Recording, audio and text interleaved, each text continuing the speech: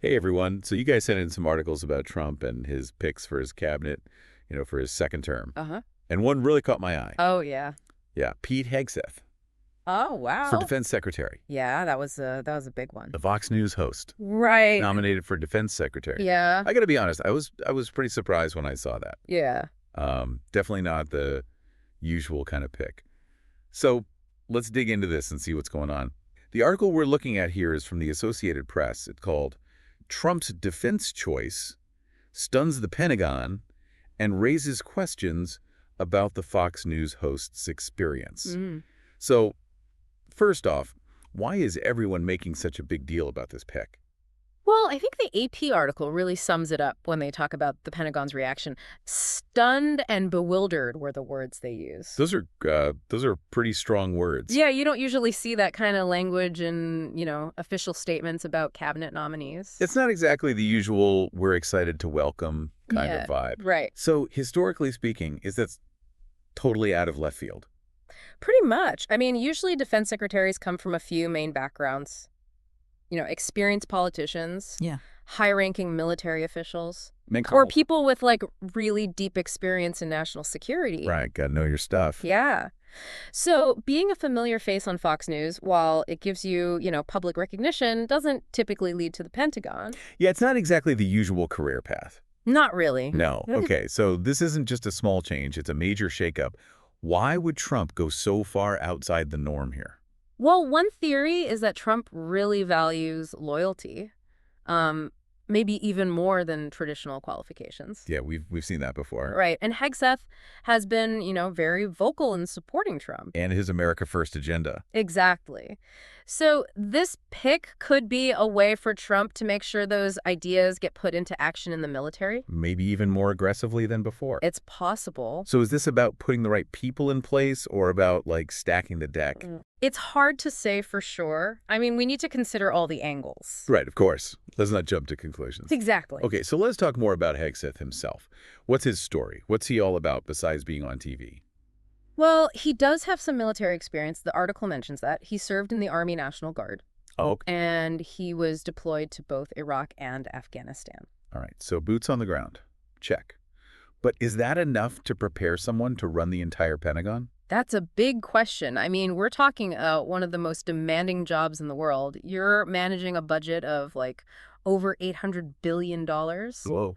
You're overseeing 1.3 million active duty troops, plus all the civilian employees in reserve. It's a huge responsibility. Absolutely. And then you have all the global challenges. Yeah. The war in Ukraine, Russia and North Korea, China's growing influence, the need to, modernize our defense systems. Yeah, it's a lot to handle. It is. So does Hegseth actually have what it takes to deal with all of that? Well, that's what everyone's trying to figure out. I mean, his background isn't the usual path to the Pentagon, which is why this nomination is causing such a stir. And speaking of things that are raising eyebrows, the article also talks about some of Hegseth's opinions. And let's just say he's not afraid to share them. He seems really opposed to what he calls woke programs in the military. Yeah, he's been pretty vocal about that. He believes that programs focused on diversity and inclusion are actually bad for the military, says it distracts from combat readiness. So he thinks they're weakening the military. That's his stance, yeah.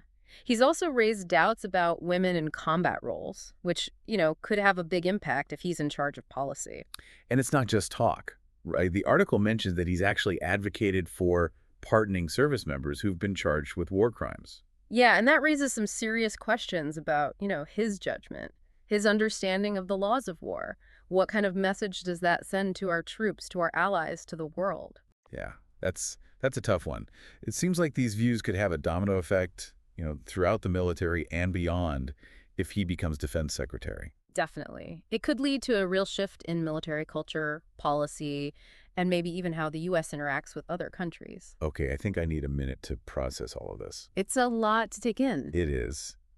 But we're not done yet, are we? Oh, no, we're just getting started. We've talked about Hegseth's background and what he believes, but there's a whole other battleground to consider, the political one. How are people in Washington reacting to this? What's the buzz? All right, bring on the political drama. From what I've seen, the Democrats seem pretty freaked out by this whole thing, worried about his lack of experience, what it could mean for the military being ready for anything. But weren't some Republicans hesitant too? You're right, it's not a clear-cut partisan thing. Some Republicans are cautiously supportive, pointing to his combat experience as a good thing. But others seem unsure, waiting to see what his specific plans are. So even within his own party, there's no real agreement on whether he's the right person for the job. Exactly. And don't forget, before he can actually take over at the Pentagon, Hegseth has to be confirmed by the Senate. And with all the controversy surrounding his nomination, I'm guessing that's going to be a pretty intense showdown. Yeah. His lack of experience, his strong opinions, it can make it really tough for him to win over enough senators. It could be a real uphill battle. It's going to be fascinating to watch how it all plays out. I'm already on the edge of my seat. But before we get ahead of ourselves, let's take a step back and make sure we're all on the same page here. What are the main takeaways from what we've learned so far? Why is this nomination such a big deal? I think it boils down to a few key points. First, this pick shows that Trump is willing to, break with tradition, prioritize loyalty over experience, even for a position as important as defense secretary. Right. Second, Hegseth's background, his views on things like diversity and military justice, raise serious concerns about how he'd lead the Pentagon, what his priorities would be. Yeah, I can see that. And finally, this nomination has really shaken things up in Washington, created a lot of uncertainty, set the stage for what could be a very, very heated confirmation process. Okay, that helps to put things in perspective. So it's not just about one guy getting a new job. It's about potential ripple effects across the entire U.S. military and even globally. Exactly. And we haven't even gotten to the potential global implications of all this yet. Which is a perfect segue to our next segment. We'll be right back to talk about how the rest of the world might react to Hegseth potentially leading the U.S. military. Okay, we're back, and now it's time to look at the international side of this whole Hegseth thing. Right. So if he actually ends up running the Pentagon, what kind of message does that send to the rest of the world? Well, I think our allies are probably going to be a mix of confused and concerned. And our adversaries, well, they might be kind of happy about it. Happy? Really? Why would they be happy? Well, think about it. Hegseth's been pretty critical of, NATO, the UN. Yep. Those kinds of international organizations. And he's even questioned some of our, long-standing alliances.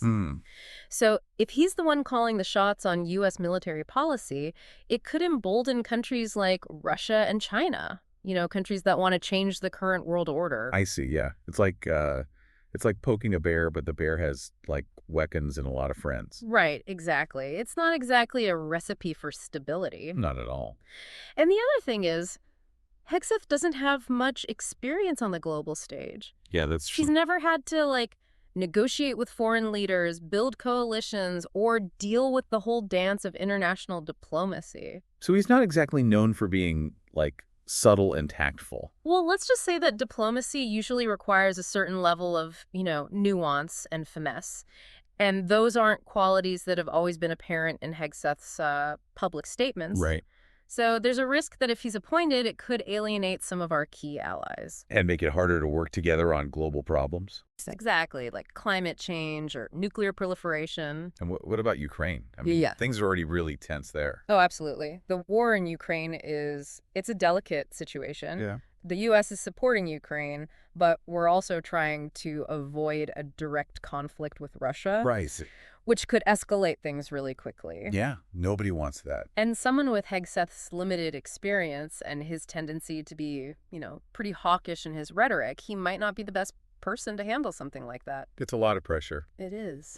So we've talked about a lot of potential downsides here. Are there any potential upsides to Hegseth's, approach on the world stage? Well, some people argue that his America First stance could actually be a strength. Oh, how so? They say it shows that the U.S. is serious about protecting its own interests Okay. and that we're not going to be pushed around by other countries. So it's like projecting strength. Yeah, I guess you could say that. But is that really effective in the long run? That's a good question. I mean, a strong military is important, but it's not the only tool we have when it comes to foreign policy. What else is there? Well, diplomacy, economic leverage, international cooperation. Right. Those are all really important for a successful national security strategy. So it's more complicated than just flexing our muscles and expecting everyone to do what we want. Much more complicated. The world is a complex place. There aren't any easy answers. Okay, yeah, that's Yeah. starting to make sense. So this nomination, it's not just about one person's qualifications. It's about a possible shift in how the U.S. deals with the rest of the world. Exactly. And it's important to remember that decisions made at the Pentagon, they have consequences that go way beyond our borders. All right, so our listeners have a pretty good idea of the international stuff now. But before we move on, I want to go back to something we talked about before. Okay. Hegseth's lack of experience in government and foreign affairs. Is there any chance he could overcome that if he actually becomes defense secretary? Hmm. I mean, people learn, people adapt, right? Yeah. Well, sure, it's possible. I mean, he would have experienced advisors and military leaders around him, Yeah. but it's a really steep learning curve. Yeah. And the stakes are incredibly high. I imagine the Pentagon is kind of like this giant, complicated machine Right. with a lot of moving parts. Yeah. It's not really a place where you want someone learning on the job. It's not, no. And it's not just about, like, understanding military operations. What else is there? Well, there's building relationships with Congress, managing a huge budget, dealing with the media. Yeah. Those are all things Hegseth would need to learn pretty quickly if he wants to be successful. So even with a good team, it wouldn't be easy for him. It would be a trial by fire. And no guarantee he'd come out okay. Exactly. I'm starting to think trial by fire might be putting it lightly. But, for all the potential problems we've talked about, there's also the chance that Hegseth could surprise everyone. It's true. Maybe he's a fast learner, a natural leader, rises to the challenge. Is there anything in his background that suggests he might actually do well in this job? Well, one thing that could help him is his military experience. Oh, right. He knows what our troops go through, and he's talked about the importance of supporting veterans. Yeah. So that could give him credibility with the rank and file, Okay. which is really important for any defense secretary. That's a good point. Having the respect of the troops, that's got to be essential. What about his experience as a Fox News host? Could that actually be helpful in this role? Well, it's kind of a double-edged sword. Mm-hmm. On one hand, he's obviously comfortable being in the spotlight. He's good at communicating, getting his message across to a big audience. Right. That could be useful when he needs to get public support for military stuff, or when he has to explain complicated defense policies. So he wouldn't be afraid of press conferences or tough interviews? Right. But on the other hand, his background in partisan media could be a problem. How so? Well, he's used to working in an environment where the goal is to win arguments, score points, Yeah. not necessarily to build consensus or find common ground. Mm. That kind of approach could backfire in the world of diplomacy and international relations. So it's like he's used to playing a different game. Yeah, with different rules. Yeah. And international politics, that's high stakes game. Yeah. The consequences of messing up can be really serious. Okay, so we've talked about the downsides of his lack of experience, his media background, but we've also said there could be some upsides we don't expect. It's almost like we're talking about two different people. It's true. There's the Hegseth we know from Fox News, the commentator, the conservative, the America First guy. Right. And then there's the potential Hegseth, the one who takes on this really tough job, adapts, and maybe even surprises us with how much he grows. So we'll have to wait and see which Hegseth shows up if he's confirmed. Exactly. It's a really interesting situation, a lot of unknowns. Well, we've covered a lot in this segment. The international implications, the potential problems, the chance that he might actually do well. The good, the bad, and the uncertain. And now before we wrap things up, I want to shift gears and talk directly to you, the listener. Yeah, let's bring it back to your world. Because the decisions made at the Pentagon, they affect all of us. Absolutely. So let's talk about what this nomination could mean for you personally. Okay, so we've been talking about all this global stuff, but let's bring it back down to earth for a minute.